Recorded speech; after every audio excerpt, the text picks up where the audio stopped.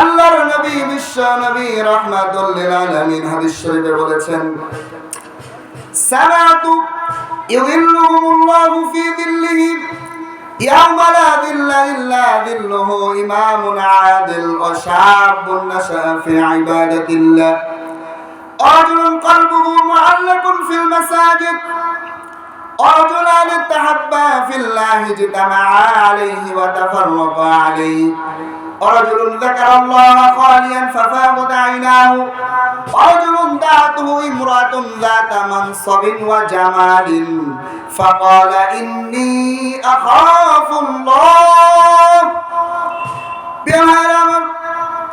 আল্লাহর নবী বিশ্ব নবী আমাদের নবী রাহমাতুল লিল আলামিন উম্মতকে বলেছেন, কিয়ামতের দিন ওই সূর্য যখন কোটি কোটি লক্ষ লক্ষ মাইল দূরে আছে, এই সূর্যকে কিয়ামতের আগে এই সূর্য আধা উপরে চলে আসবে।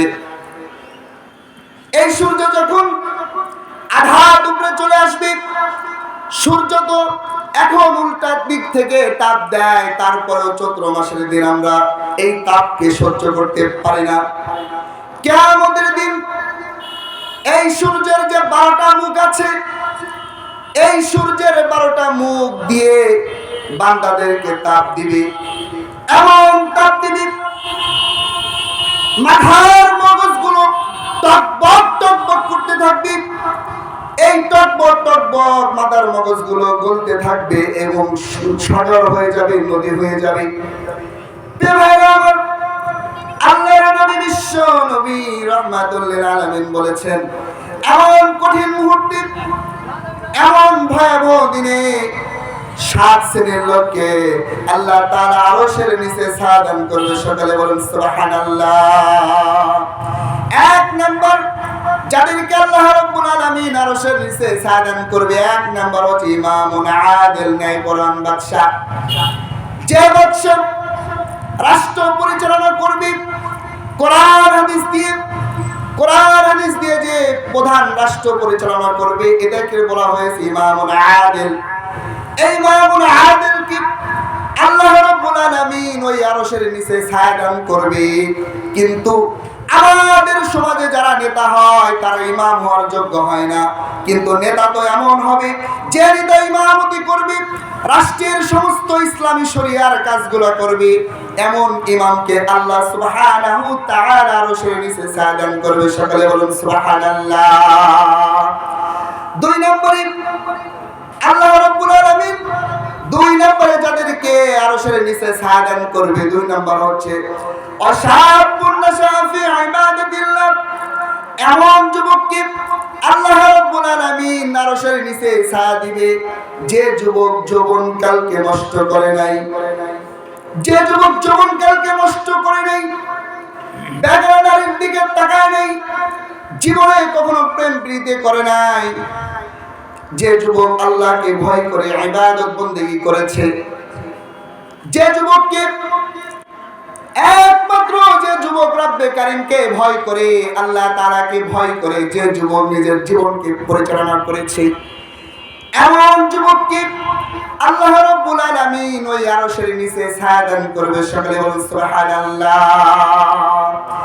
এমন যুবক, হাদিস শরীফে আল্লাহর নবী বলেন, এমন যুবককে আল্লাহ রাব্বুল আলামিন আরশের নিচে ছায়া দিবে, রাজুলুন দাআতুহু ইমরাতুন যাতা মানসাবিন ওয়া জামালিন ফাকালা ইন্নী আখাফুল্লাহ। এমন যুবককে রব্বে কারীম আরশের নিচে ছায়া দিবে যে যুবককে তার কোনো সহপাঠী, বংশীয় কোনো উচ্চ নারী সুন্দরী রমণী যদি কোনো যুবককে ইনভাইট করে খারাপ কাজের জন্য, অপকর্ম করার জন্য, প্রেম করার জন্য, আর ওই যুবক যদি বলে ইউসুফ আলাইহিস সালাম, ইউসুফ আলাইহিস সালাম যে ভূমিকা পালন করেছিলেন, হযরত ইউসুফ আলাইহিস সালামকে মিশরের মধ্যে সবচেয়ে সুন্দরী রমণী প্রস্তাব দিয়েছিলেন, সবচেয়ে সুন্দরী রমণী, সবচেয়ে উচ্চ বংশীয় নারী হযরতে, আপনারা সবাই জানেন কি, বিবি জুলেখা। এই বিবি জুলেখা হযরত ইউসুফ আলাইহিস সালামকে কুকর্মের প্রস্তাব দিয়েছিলেন। কিন্তু হযরত ইউসুফ আলাইহিস সালাম আল্লাহ রাব্বুল আলামিনকে ভয় করে, আল্লাহ তাআলাকে ভয় করে ইউসুফ আলাইহিস সালাম দৌড় দিয়েছেন, আল্লাহ তাআলা সব দরজা খুলে দিয়েছেন। সকলে বলুন সুবহানাল্লাহ। কোন যুবক যদি, কোন মানুষ যদি, কোন বান্দা যদি হযরত ইউসুফ আলাইহিস সালামের মতো ভূমিকা পালন করে, কারণ বর্তমান যুগ তো এমন একটা যুগ, আল্লাহর নবী বিশ্ব নবী 1400 বছর আগে বলে দিয়েছেন বর্তমান যুগ ভয়াবহ যুগ হবে। এমন একটা যুগ আসবে যে যুগে অঙ্গার চেন অঙ্গার, আগুনের দোলা আপনার হাতে তালুতে রাখা সহজ হবে, কিন্তু ঈমান রাখা সহজ হবে না। এমন একটা যুগ চলতেছে, আপনারা কি বুঝতেছেন? এমন একটা যুগ চলতেছে। এই যুগে আল্লাহর নবী বিশ্ব নবী রাহমাতুল লিল আলামিন বলেছেন এমন একটা যুগে আপনারা অতিবাহিত করছেন, যেই যুগে মানুষেরা সকালবেলা ঈমান আনবে, সকালবেলা ঈমান আনবে, ঈমানের সহিত সকালবেলা ঘুম থেকে উঠবে, কিন্তু সন্ধ্যা হতে হতে সেই ব্যক্তি কাফের হয়ে যাবে, বেঈমান হয়ে যাবে। আবার সন্ধ্যার সময় ঈমান আনবে, আবার সকাল হতে হতে কাফের হয়ে যাবে। আল্লাহর নবী বিশ্ব নবী রাহমাতুল লিল আলামিন কে আল্লাহ তাআলা হযরত জিবরাইল আলাইহিস সালামের মাধ্যমে জানিয়ে দিয়েছেন কিয়ামতের আগে কি কি ঘটবে। কিয়ামতের সমস্ত আলামতগুলো উম্মতের মাঝে বিশ্লেষণ করে দিয়েছেন। আল্লাহর নবী বলেছেন এমন একটা যুগে যদি কোনো বান্দা যদি কোরআন হাদিস যদি নিয়ে নিজের জীবনকে পরিচালনা করে, যদি আল্লাহ তাআলাকে ভয় করে, তাহলে সারা জেগে নফল নামাজ পড়তে হবে না, সারা বছর রোজা রাখতে হবে না, সারাদিন ওই ব্যক্তির নেক আমল করতে হবে না। কিয়ামতের আগে ফিতনার যুগে যদি কোনো বান্দা একমাত্র গুনাহ থেকে বেঁচে থাকে, সেই ব্যক্তি কামিয়াব হয়ে যাবে। সকলে বলুন সুবহানাল্লাহ।